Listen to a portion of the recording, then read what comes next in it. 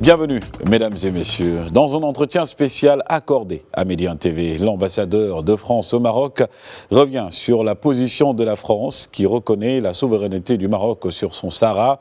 Christophe Lecourtier évoque notamment les gestes qui ont suivi l'engagement de Paris en faveur de l'intégrité territoriale du Royaume.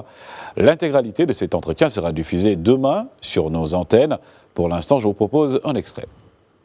Le premier mouvement pour cette question, c'est vraiment de rendre concret cette position politique.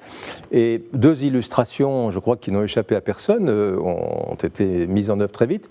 D'abord, la carte a été modifiée.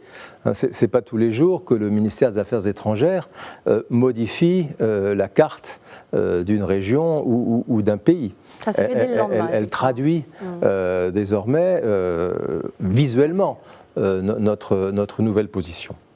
Et c'est très bien comme ça.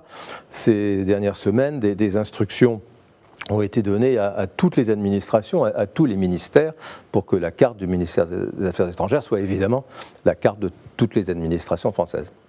La deuxième illustration, c'est que le président de la République et le ministre des Affaires étrangères ont demandé à l'ambassadeur de France au Maroc, à votre serviteur, de se rendre rapidement dans la région de la Aïoun, dans la région de Dakhla, pour avoir des contacts avec toutes les personnalités locales. C'est la première fois qu'un ambassadeur de France au Maroc faisait une visite officielle. Je l'ai fait avec beaucoup de collaborateurs de l'ambassade et elle a été couverte par la presse. C'était un geste, évidemment, qui était la conséquence de cette position nouvelle.